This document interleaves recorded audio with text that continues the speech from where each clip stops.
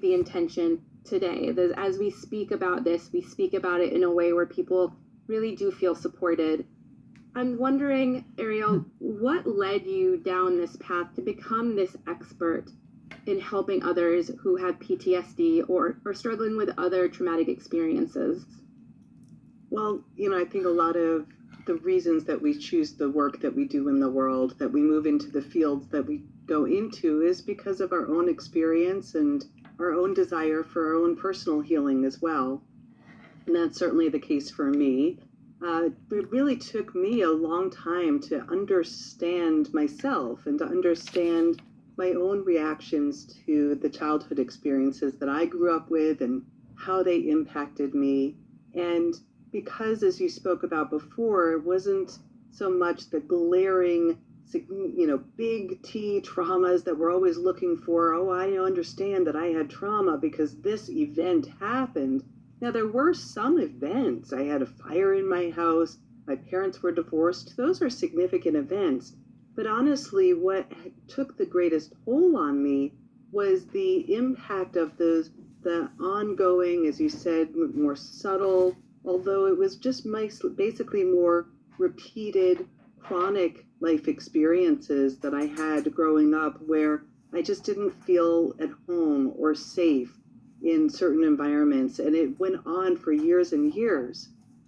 That felt experience of the lack of safety was accumulating for me as somatic experiences. I would chronically get sick as a kid. I struggled with feeling comfortable in myself. I struggled with sleep at night, even from a very young age. And by the time I was in my teenage years, I had anxiety and depression, but I really didn't understand what was that all about. Now, there were a lot of things that came together to help me heal. Some of it was through my own embodiment, yoga being a really key element to my own journey, and the experience of moving somatically, embodying journeys. I had some really significant early somatic experiences that set off light bulbs for me that I said, I want to study that and I want to understand why embodiment helps me feel more grounded, at home in myself, less anxious, all of those beautiful keys. And then, of course, my own psychotherapy that helped me finally understand why I felt the way that I did, how those unique life experiences of mine both shaped me in some what we might call negative or painful ways, but also as I learned to work with myself and build more self-compassion and be able to ride through the waves of my own grief and come to resolution of the pockets of fear that still lived inside of me. Once I found my way through that, I also really came to this experience of resilience of my own spirit and the way that life has also really held me through all of this. And so it opened up a whole area of interest around post-traumatic growth. Yay. Post-traumatic growth. Now that is a concept that might be new to many people. We hear about post-traumatic stress, PTSD, often. Can you share a little bit about both? Because even PTSD, we might know a bit about it, but I think it's a word that's now thrown around so much that it's hard to know, is that what I'm experiencing? And the same with post-traumatic growth. Sure. So when we think about post-traumatic stress, I'm going to leave the word D off of it, the disorder word, right? We can just hold for a moment, what is post-traumatic stress? So when we have experienced a big experience, a hurricane, a flood, a fire, a shooting, the events that are happening in our world, war type events, refugee type events, when we have experienced something big, or on a smaller scale, maybe we've experienced the unexpected, shocking loss of a loved one. Maybe it was the experience of the accumulated stress of the pandemic and the isolation that ensued as a result of that. But whatever the experience that was unexpected and that which we didn't have the ability to process the emotions in relationship to, the thoughts that come up, the beliefs about ourselves, that can get kind of bogged down, stuck in our system. So I think of post-traumatic stress as a normal response to an abnormal event.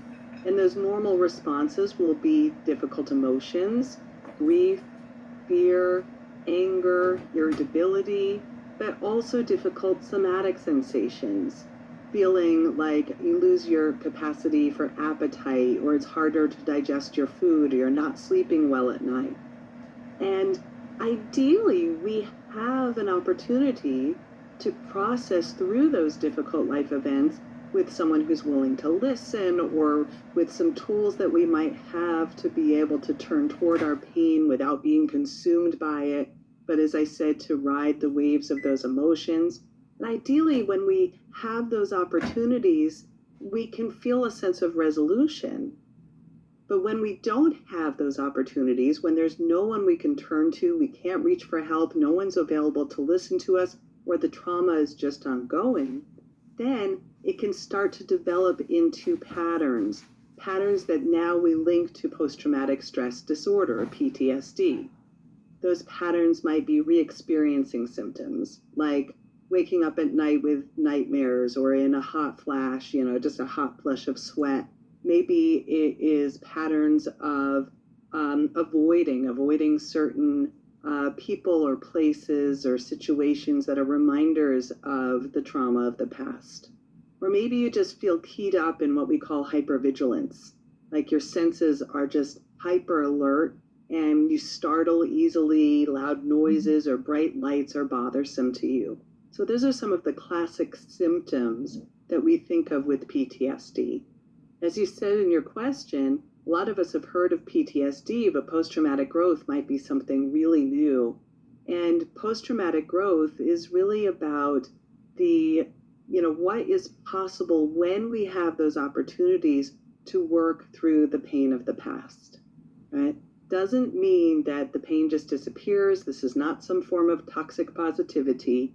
It is about the integrated sense of self that comes about as the result of being willing to process and work through that pain. And most of the time, we don't do it alone.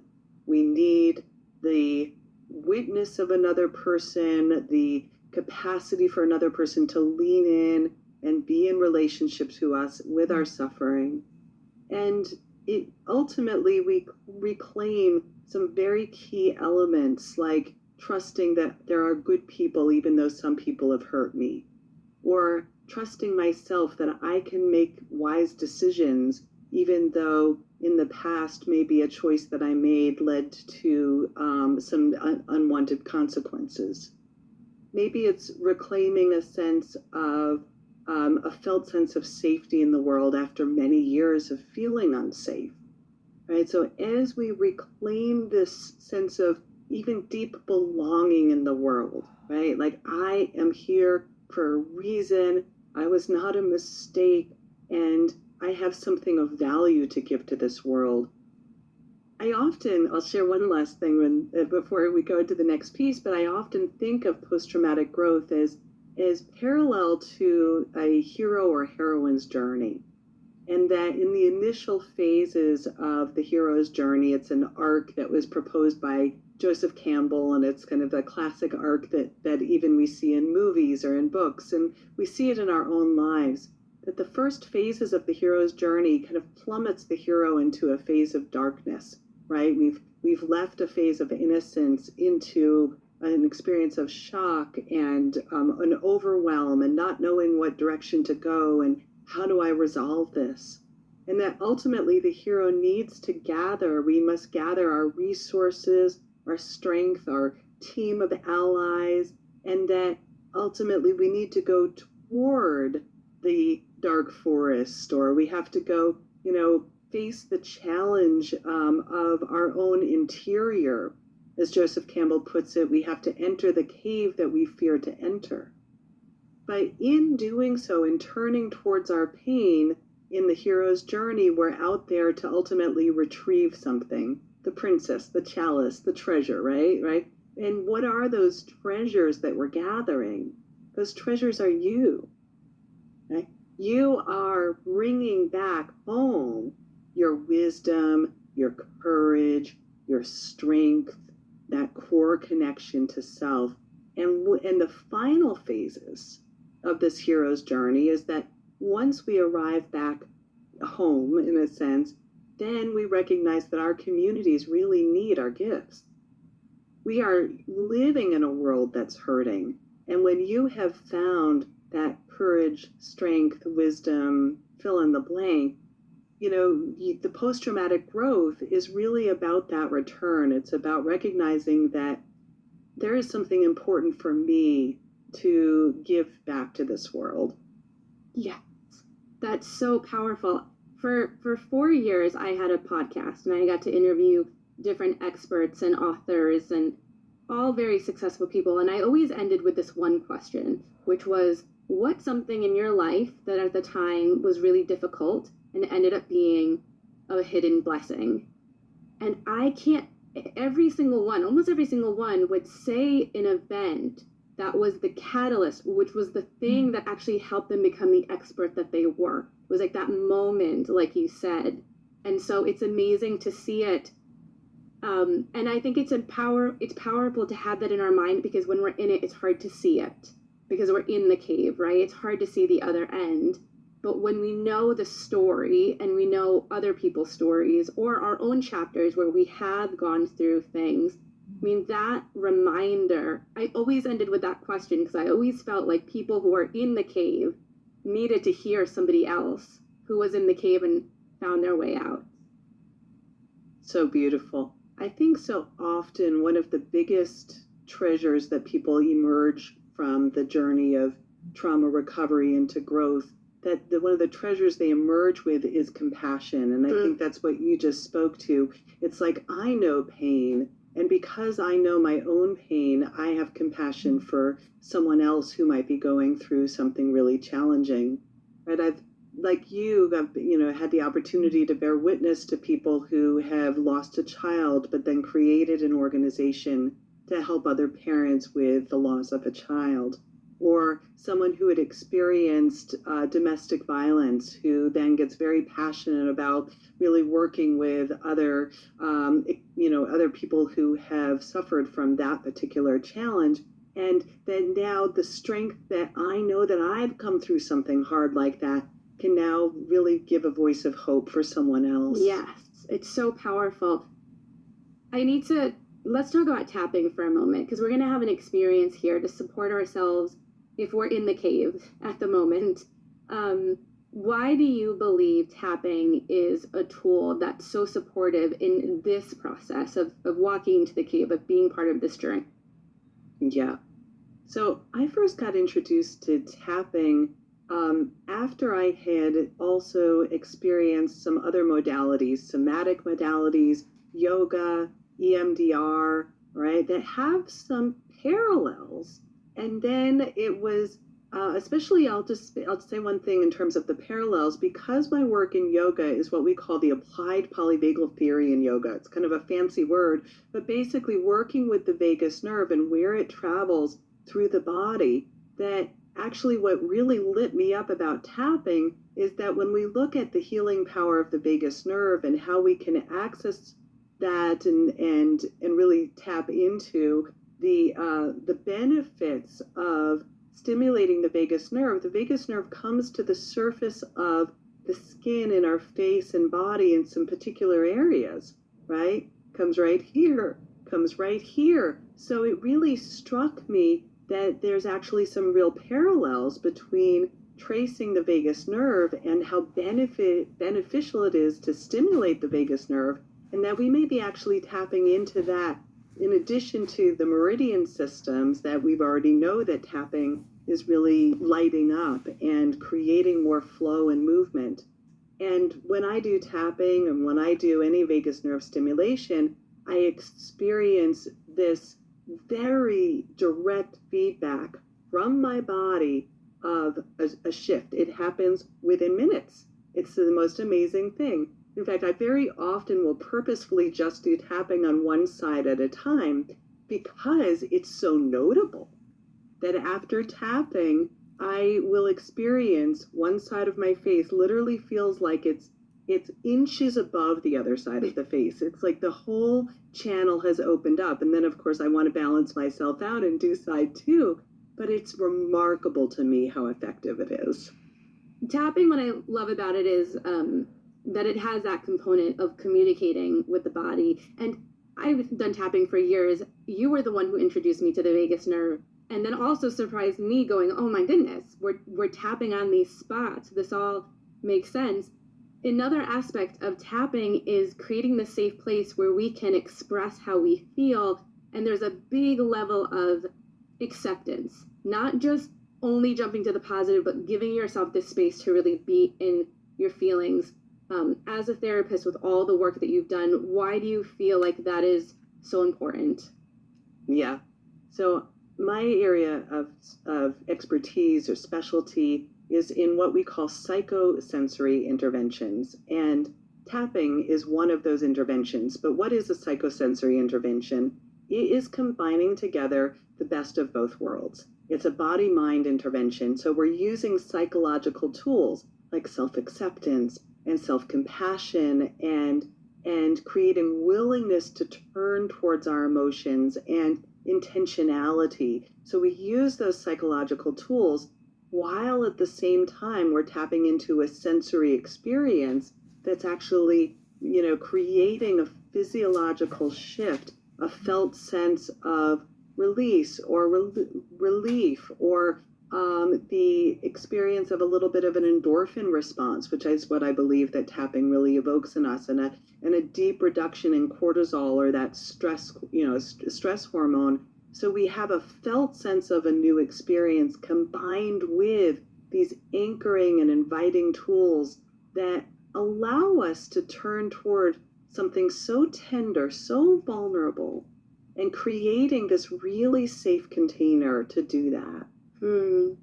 Starting this healing journey, or even just listening to this interview and going, okay, I'm going to start looking at some things, right? Even just talking so far, there are people who are thinking about what are the situations in my past that are impacting me now. And the healing journey can feel really daunting, especially if you're new to it. And there's can be this fear of like, do I even open this can of worms?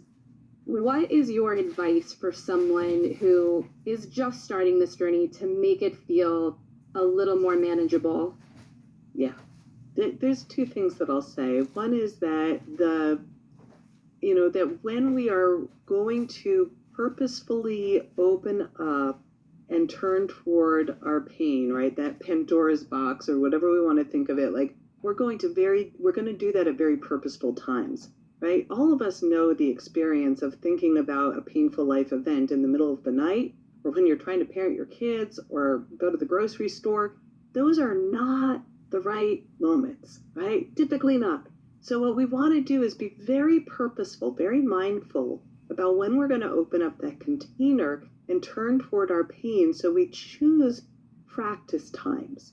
We choose times where we're going to say, I am in the right space. I know that I'm safe enough now. I can look around my environment and feel the current cues of safety that allow me to then turn towards something hard, and it gets to be time limited. I'll turn towards this for 5 minutes or 10 minutes or 15 maybe, but then I'm going to let myself close that container again so that that tenderness and vulnerability can be deeply held. And the more that we kind of open up the container, I think of it as like kind of emptying a little bit out each time, a little bit out, so that eventually it doesn't feel quite so heavy, that burden that you're carrying. So that's one, is that we want to do this in a right time, right place, right support, enough cues of safety, and small amounts that I can digest in each round of going toward my pain. And the second thing is really a core yogic principle that will kind of broaden out from. But this core yogic principle recognizes that no practice is going to give you something you don't already have. And so underneath that, we recognize that actually we are all already whole, that there is nothing essentially wrong with you. What we do sometimes bump against are the barriers that sit between our knowing of ourselves and that deeper truth, right? So we get confused by the negative beliefs, we get confused by the emotional pain, and it blocks us from seeing our inherent wholeness. We start to believe that something's wrong with us or that I'm broken. And so a whole lot of this work is really about that quote that's been quoted more than any other quote from the Complex PTSD workbook, which is, you're not broken. You are hurt in need of compassionate care. And so as we attend to that truth, that you are not broken, there's nothing here we need to fix. Now we are actually holding you in your wholeness and allowing you to turn toward the pain and just lighten that load, unburden yourself just a little bit more so that you can feel a sense of greater freedom in yourself. I have to say it again, you are not broken, but in need of care. And that can be a mantra we say all the time when we're struggling. I know that I, in my past, had a lot of troubles with the way that I viewed myself and some body dysmorphia and some self-criticism. And when I started to do the tapping, that's one thing I noticed. I didn't say it to myself. I wish I had those words because they're such beautiful words. But one thing I would notice is I would say to myself, oh, this is what you do when you're scared. When you're self-critical and you're beating yourself up and you're anxious, this is what you do when you're scared. And just by saying that, it made me realize you don't need fixing. You don't need to believe these thoughts. You don't even need to entertain them too much. You just need to know, oh, this is what I do when I'm in need of care. Yeah. And so suddenly the pain becomes the trigger for the self-care. Gorgeous. Such a nice connection. It's so beautiful. And I love that. Like part of what I think we do in the healing process is we wake up to our habits. That, oh, this is what I do when I'm suffering. Okay, now I can observe that, and I can also experiment with a new possibility. What if I did something different when I felt pain? What if I saw that as the cue for the care that I really need? Yes. One thing I love about tapping is when you learn a new concept and you tap on that new concept, it's like you're communicating with your whole body, because you can have someone tell you you're not broken, and logically you might be like, okay, I'm not broken, but you've lived that experience of believing that for so long that it's like you have to tell your body. There has to be this deeper level of communication, and I feel like tapping is such a beautiful way to say to your body, to say to your whole being, you're not broken and in need of care. And you've created a wonderful tapping process on this, and I would love if you would guide us through it, and we can all tap along with you. All right, it would be my pleasure to guide you through this. Thank you. So hopefully you'll tap along with me as well, and we'll do this together. I'm going to tap with one hand. You are welcome to tap with both hands. For those of you that are listening, you can make that choice. And just to take a moment to arrive with this intention, right? That we are going to tap on this idea that we are not broken and we are simply in need of care. Yeah. And so for our first round of this, let's start by just tuning into any stress or tension you might be feeling right now.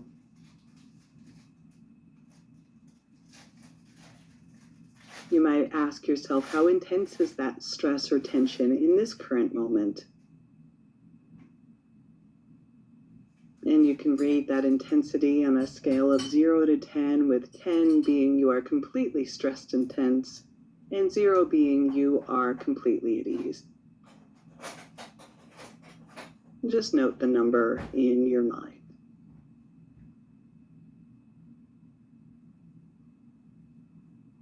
And we'll begin tapping on the side of the hand. Repeat after me, either in your mind or out loud. Even though I've been struggling. Even though I've been struggling. I accept this has been hard. I accept this has been hard. And I'm open to finding more comfort and ease. And I'm open to finding more comfort and ease. And again, on the side of the hand, even though part of me believes I'm broken, even though part of me believes I'm broken, there's another part of me that knows. There's another part of me that knows that I am so much more than my past. That I am so much more than my past. And last, I'm here on the side of the hand. Even though I feel deeply hurt. Even though I feel deeply hurt. I can acknowledge these feelings. I can acknowledge these feelings.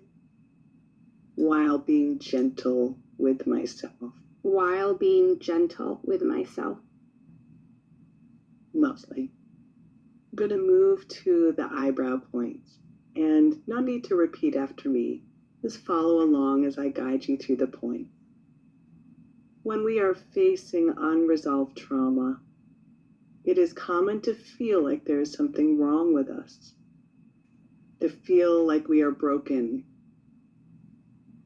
To feel flawed. To feel like we don't belong. Moving to the side of your eye. It's common to feel like we are the only ones who are going through something like this. Like we are the only ones feeling this shame, the sense of being broken. And under the eye. That I'm here to tell you that you are not alone. And you are not broken. Those are simply misguided beliefs that are fueled by shame and the wounds of your past. And under your nose, you are not broken. You have simply been hurt. You don't need fixing. You simply need care. You need compassion, love, and support.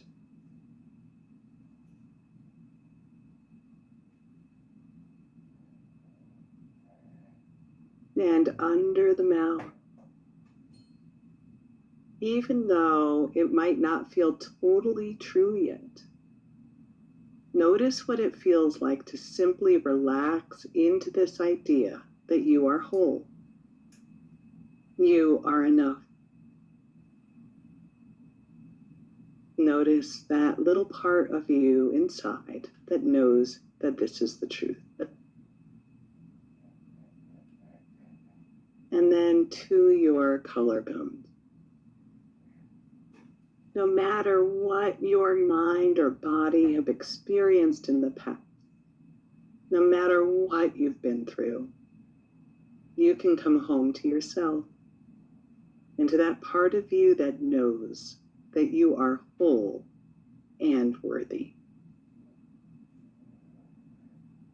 You deserve your own love, kindness, and compassion. Staying right here on the collarbone point, tapping gently, breathing gently. Even if part of you is hesitant or resistant, just let these words wash over you. Stay present and begin to open yourself up to these possibilities. How would you treat yourself differently, knowing you aren't broken?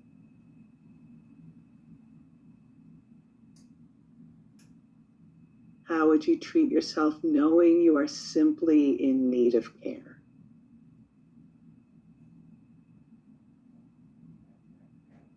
Imagine having a bad day or encountering a challenge.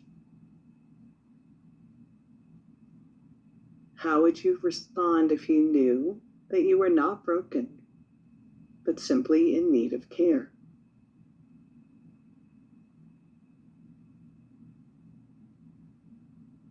How can you take better care of yourself?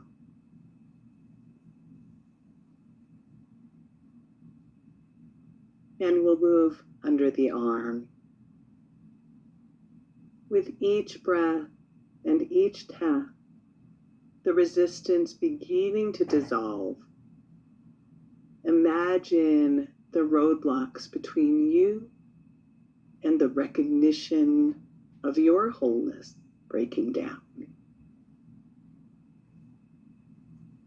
And as they do, begin to open to the possibility that there is a path forward. I'm here to tell you that PTSD is not a life sentence. You can embrace your wholeness and move toward healing one step at a time. Let's come to the top of the head. Relaxing even more. Allowing a sense of hope, trust, and peace to begin to flow through you.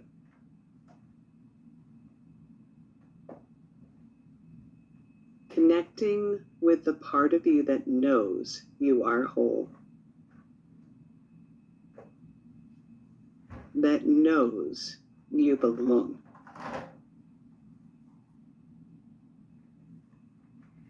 Opening yourself up, tap by tap, to the life of possibility and happiness that you deserve. And then pausing for a moment. We're going to move back to the eyebrow point for one final round of tapping. I am enough. I am enough. Side of the eye. I am reclaiming my own wholeness. I am reclaiming my own wholeness.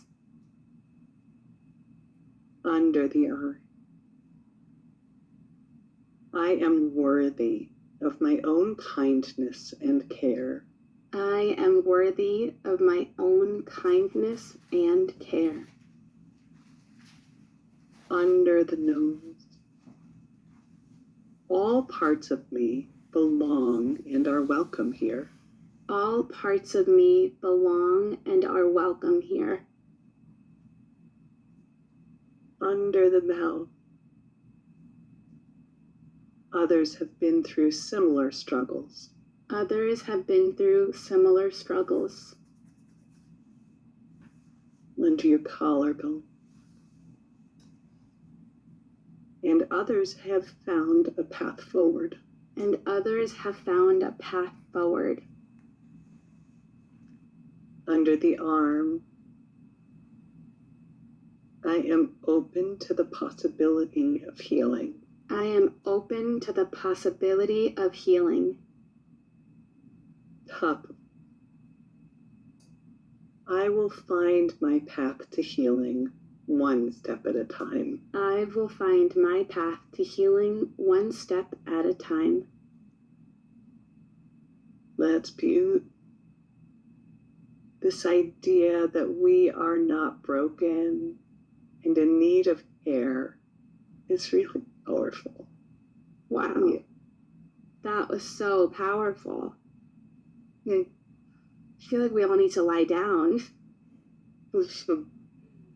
Thank you for leading us through that. And I invite those who just experienced that to check in with that number to see if it changed, but also just notice how you feel. I almost feel like when I do tapping like that, the whole world around me feels softer and I'm more grounded. It's like it's such a full body experience. Like I feel like it impacts all of my senses, if that makes sense. It was absolutely stunning to bear witness to you engaging with this. I could see how deeply resonant this was for you, and your own willingness to be vulnerable in that place and to allow yourself to hold so often what I call is holding the both and. I can hold my pain and a sense of possibility at the same time. And it's such an extraordinary process. It is, and there's always something, right? Like there's always something in life where suddenly life gets busy, or your child is sick and is keeping you up late at night, which is my recent experience.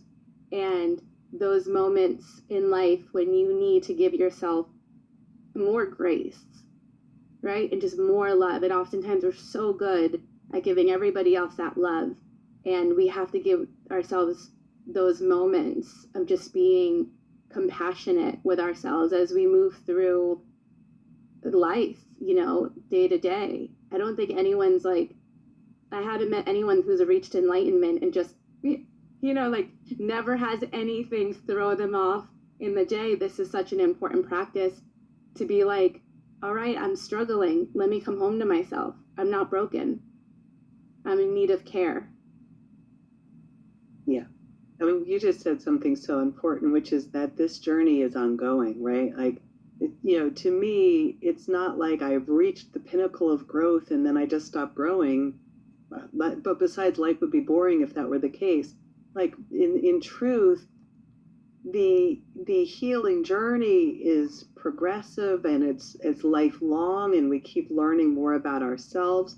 And we're living in a complicated world where we are exposed to ongoing threats and stressors and maybe additional traumas. And so it really is practices for life. Yes. I do notice that with doing this type of work, and maybe you've had a similar experience, that it's almost like you change your set point. So after a while, it's like you can handle so much more before feeling that. And that's like the shift, but it doesn't mean nothing ever impacts you. It's just that set point changes. And I want to take this opportunity to hear a little bit more about the healing process, because so often we want it to be like this. Like we start here, point A, point B. I'm going to do the process, like give me the 3-step process, give me the tapping scripts, and let me get to point B. But it's not often like that. Can you kind of explain just a healthy way to view this process of healing? Probably my favorite metaphor for the healing process is the spiral, because we might start at the central of that spiral, and we're making our way outward from the most contracted, most painful points of our life experiences. And as we broaden out, if you imagine that spiral is also simultaneously passing through and around that through line of core life experiences, we might meet the same areas of pain, but as you said, we meet them with greater capacity, more wisdom, more courage next time around, more resources next time around, so that we keep expanding out, but having new capacities to turn toward some of the core themes of our own unique life experiences, your own unique life experiences that have both shaped you in perhaps those painful ways, but also informed you and will ultimately form the basis of your gifts. So that's one way that we can think about it. And just more broadly speaking, it's layers like the onion, or I often think more like the artichoke, because there's a heart in the middle. That there's it's not linear, right? We have progressions and regressions, and good days and harder days, and days where kids are sick, or days where I'm running late for everything and nothing seems to be going my way, or I get triggered by my partner, or whatever the thing is, right? And that you're human, and that to me the most foundational practices that broaden that capacity to handle stress are those acceptance and compassion-based practices. Yeah. We, just the big takeaway here is this idea that we're not broken. And it's this fundamental belief that we're leaning into, that we're embracing, that we're practicing to learn about our own wholeness. Are there any other principles, any other beliefs that you found that when people hold on to, it really helps them through? I would say that maybe the biggest barrier that that folks can run into around the healing process is this idea that no matter what I do, it's not going to make a difference. It's driven by a quality of despair or even the learned helplessness that can happen when there were times in which no matter what you were going to do, it wasn't going to make a difference. Right? If a child can't stop parents from fighting or a parent from hurting you or someone from drinking in your life, right? Like when we feel that helplessness, it starts to become this pervasive idea that somehow that's all that's true. And so as we emerge through the healing process, when we bump up against those beliefs, it is really key to be able to say to yourself now, even though there were times which I didn't have the ability to control, or even though there were times that I felt helpless, there are choices that I can make today and every day that make a difference in the outcome of my day, my week, my parenting, my ability to love others. So even though there were times I felt helpless, there are choices I can make now that make a difference. Powerful. It also makes me think about just looping back to that concept of the spiral, of how something can come back around, especially when we're working on it. And if we don't recognize the spiral, we can begin to spiral as we hit against this thing again and we think, I thought I healed this. Like I've done all this work. None of this works, without realizing that all that work has added up, that we can address it. We're experiencing it in a different way. But it's like allowing ourselves to bump up against it again without making the belief of this means nothing has worked, when we're really going up that spiral. That's such an important piece. And each time we revisit our pain, I deeply believe that pain has come back to the surface of our awareness so that we can, find one more layer of healing or pull a little bit more of that pain out of the cup. And so it creates just a little bit more freedom. And if rather than when the pain comes up, somehow I failed the healing journey, right? My pain has come back to the surface of my awareness in order to be healed. Yes. I noticed this more when I was single and I had a lot of single girlfriends, and we were doing a lot of work on what we were attracting, right? Because me and a lot of my girlfriends were attracting guys who didn't want to be in relationships, who only gave so much, who came, just these very unhealthy patterns. And I think we all know somebody who has been dating the same guy with 5 different names. It's like they attract the same quantity, like the same qualities of a person, just in a different physical form. And so it's so easy to see that pattern in other people. Sometimes it's harder to see it in ourselves. But one thing I noticed, and I'm curious if you noticed this too, when you do this healing work and you have a breakthrough, sometimes the universe is like, let's make sure I'm going to put this other person that matches all the things that you don't want anymore in front of you, not because I'm trying to make you suffer, but because I'm trying to give you this opportunity to break this pattern. It's such a great story, and it's so true. And like there's this idea sometimes of like the universe is not conspiring against you, it's actually conspiring towards your growth. That there is a way in which, as you just said, like we get given that one more opportunity to just test ourselves. Am I really going to commit to my worthiness? Am I really going to commit to what I know that I deserve now? And we will be given those opportunities in one way or another, whether it's the universe handing it to us or not, but that there is some way in which ultimately the clearer that you get inside around knowing who you are, what you deserve, what you're worthy of, that it's your birthright, right, to be loved and to be able to love others and to experience that generous experience of this human life. Right, the more that you know that, the more that ultimately the other stuff just loses interest. Yeah. Not actually my person anymore. Yes, exactly. It's so powerful.